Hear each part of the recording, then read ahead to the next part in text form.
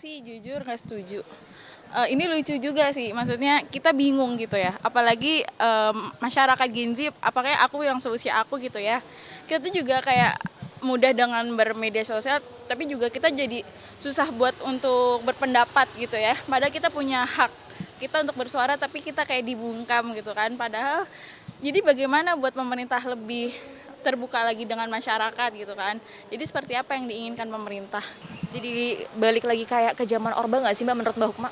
Ya, bener banget sih. Ini berasa banget apa-apa kayak sulit gitu ya. Apa-apa buat mengungkapkan juga sulit. Sebelumnya kita lihat konteks penghinaannya dulu gitu kan. Kalau memang hinaan tersebut dari warga negara mengeluarkan kata-kata yang kurang sopan atau mengeluarkan kata-kata yang tidak baik, itu kan tentunya sebagai warga negara yang baik kita tidak boleh. Namun kalau misalnya ada pendapat atau kritik yang kontra dengan pemerintah, sebagai warga negara tentunya hal itu harus diberikan kebebasan. Asal tidak ada unsur penghinaan ataupun unsur yang bisa menyakiti ataupun bisa menjatuhkan nama baik instansi ataupun pemerintah lainnya gitu sih Mbak.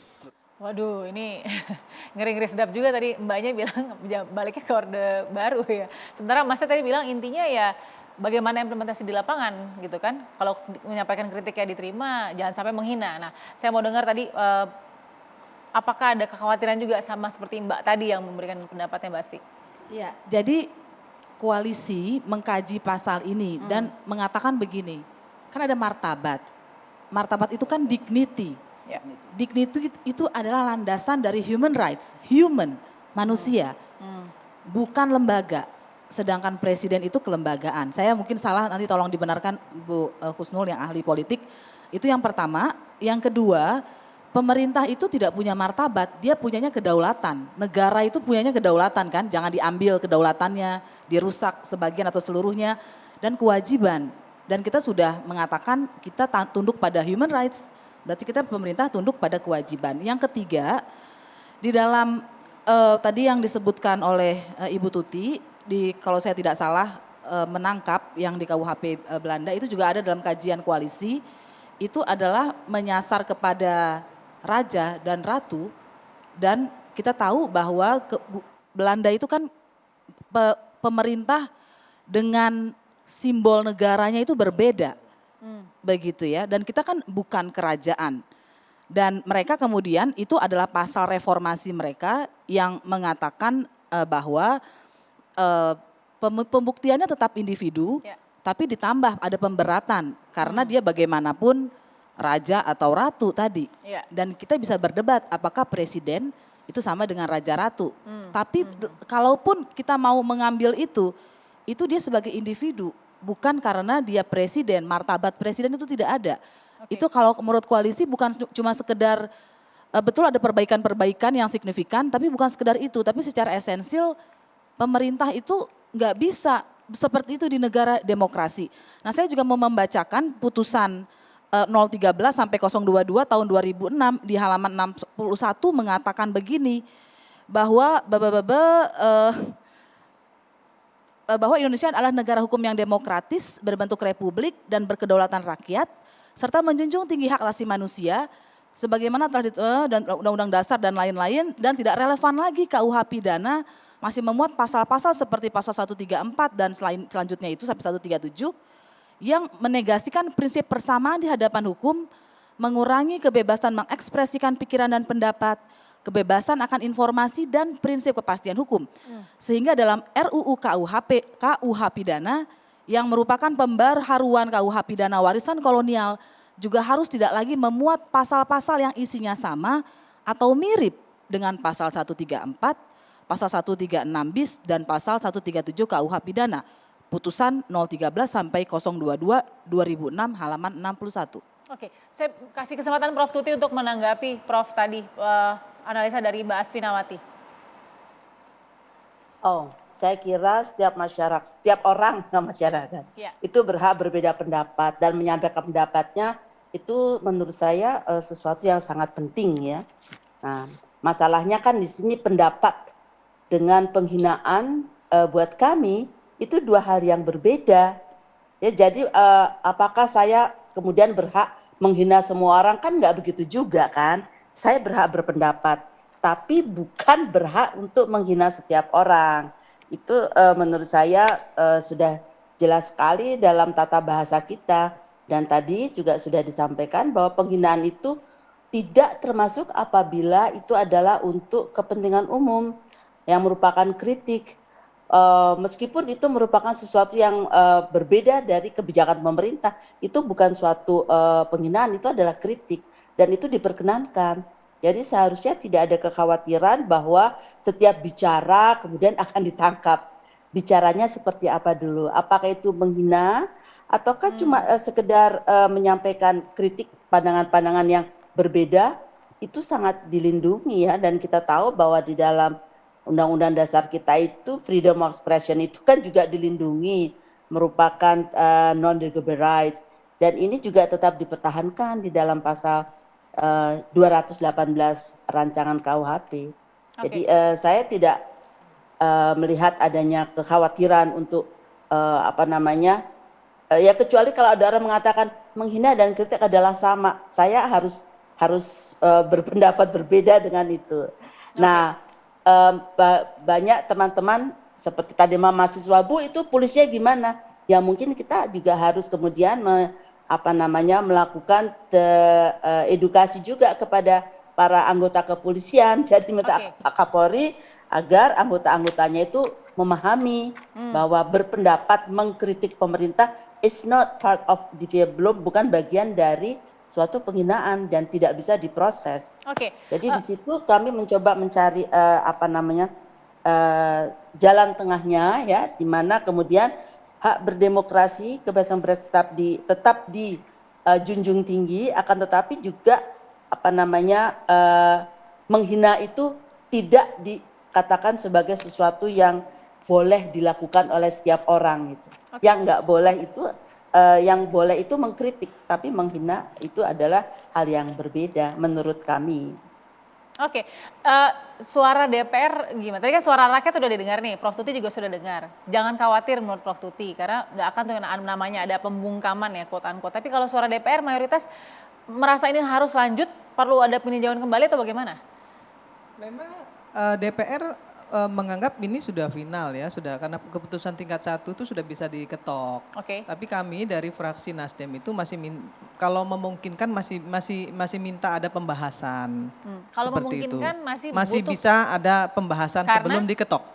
Karena ada pasal yang tadi yang saya sampaikan tadi, bahwa penghinaan itu bisa saja kita mengubahnya menjadi kata-kata penghasutan, ya kan, yang mengakibatkan terjadinya huru-hara kan, seperti tadi, itu. Ya, Nah, tadi saya juga ingin menyampaikan sekali lagi, tadi Bu Husnul bilang misalnya pemerintah ini tidak berhasil, misalnya kita ada orang ngomong bahwa gagal, apakah itu merupakan penghinaan? Enggak.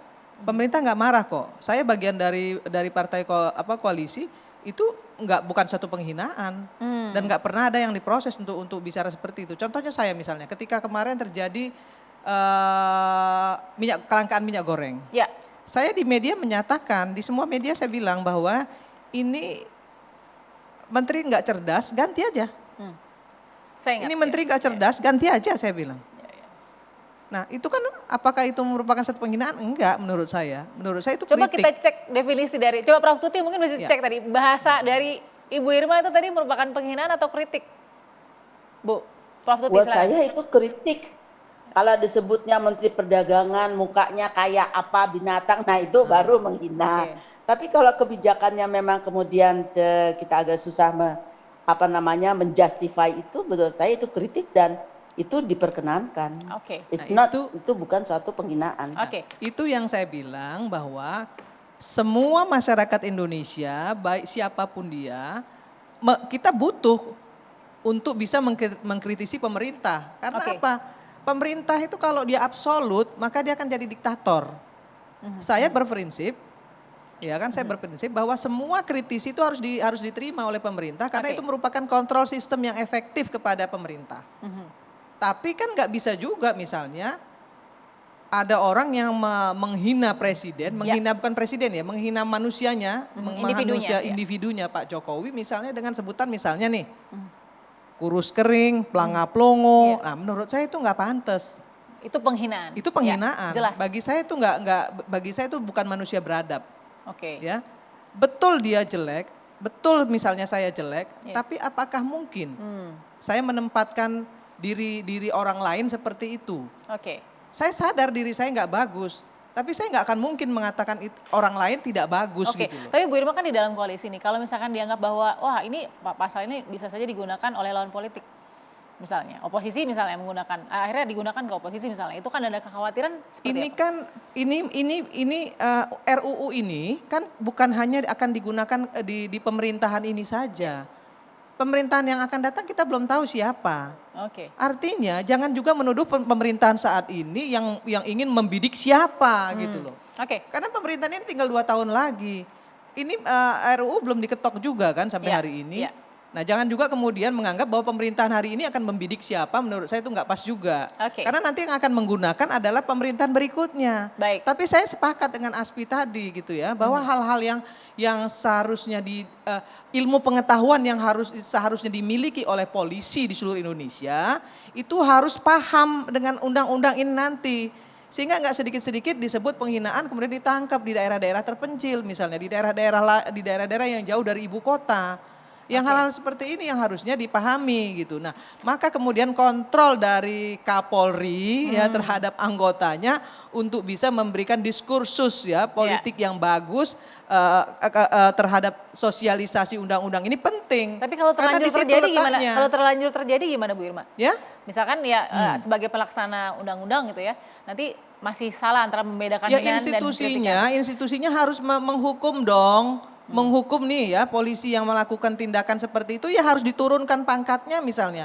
Kemudian Oke. dihukum, diberikan hukuman, Oke, dikatakan tadi oleh diberikan Prof. punishment. Oke, Gitu. dikatakan Prof. Tuti tadi ada harus dibedakan dong kedudukan antara tentu presiden dengan misalkan masyarakat biasa, ada perlindungan khusus, ada hak keistimewaan gitu Bu Kusnul, gimana? Tapi yang paling istimewa itu rakyat, karena yang memiliki kedaulatan itu adalah rakyat. Presiden pun juga dipilih oleh rakyat.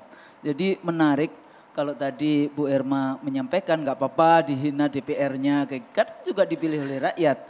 Nah kalau kita mau belajar demokrasi yang selama ini kan selalu nih Tapi kawan-kawan. begini Bu, mohon maaf Bu, sebentar saya garis bawahi sedikit bahwa kalau presiden itu kan dipilih oleh seluruh rakyat Indonesia, Ya. tapi anggota DPR itu hanya dipilih oleh 1 dapil. Jadi memang berbeda, nggak bisa Oke. disamakan Oke. antara anggota Iya. DPR sama presiden. Ya, oke. Tapi Hak tetap rakyat. protokolernya pun berbeda. Oke. Saya bicaranya bukan teknis bagaimana pemilihannya, tapi adalah kedaulatan di tangan rakyat. Kalau kita bicara misalnya belajar dari lesson learn, Ya. 1700 sekian dari First Amendment-nya Ya. Amerika, kalau kayak gitu kan, kalau orang Indonesia kan selalu reverse-nya ke sana gitu ya. Tidak ada yang misalnya pasal menghina gitu ya. Yang ada itu pasal pidana kalau itu mengancam jiwa presiden, mengancam jiwa yang namanya anggota dewan. Tapi kalau polisi aneh, karena apa? Karena polisi itu punya 2 kekuasaan. Satu nanti KUHP-nya, yang kedua senjata. Jadi kalau kemudian dikasih lagi yang namanya ini ya power tends to corrupt. Tapi kan- Absolute power akan korup secara absolutely, itu kata Lord Acton di dalam konteks itu. Ada giumnya kan kayak gitu. Nah jadi kalau itu sudah bicara tentang ancaman, yang waktu itu ada ya yang mengancam yang video tapi nggak diproses. Kan ada dulu anak muda mengancam Oh, di video videonya mengancam kayak presiden. gitu kan, mengancam Oke. presiden kayak Iya. gitu. Nggak diproses. Nah ini kan di dalam situasi kepolitikan yang penuh dengan yang saya sebut distrust, low trust society, kemudian ini. Tapi bukan berarti saya, oh iya membolehkan, karena tetap gunakan yang namanya jangan ghibah, jangan itu ya, tetap ya, Ya. amal soleh kayak Ya. gitu ya, menggunakan bahasa-bahasa yang baik sesuai dengan akhlakul karimah, iya.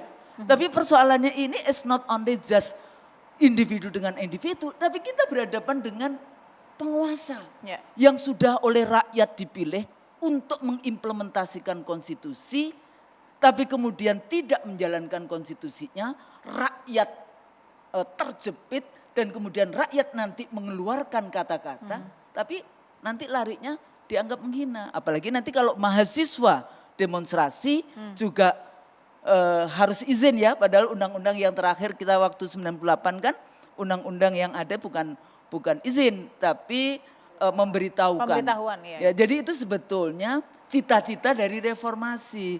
Nah kembali lagi siapa yang akan memberikan contoh Kan kita selalu pakai ing ngarso sung tulodo, ing madyo mangkarso, tot wuri handayani.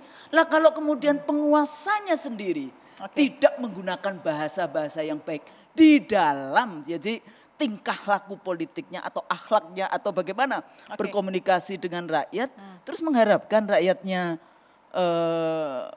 apa tadi OB, ya? patuh. OB, patuh, tunduk. Sementara yang wajib ain tunduk dulu adalah para penguasa kepada konstitusi, kepada Pancasila. Oke, nanti kita akan Gitu. sambung untuk mendengarkan solusi masing-masing. Kenapa? Karena tadi ada satu kutipan, saya kutip dari Bu Irma ya, yang mengatakan bahwa kalau ada waktu untuk peninjauan lagi, bisa saja bahasa penghinaan diganti dengan penghasutan yang bisa mengakibatkan huru hara. Apakah bisa? Sesaat lagi tetap di Perempuan Bicara.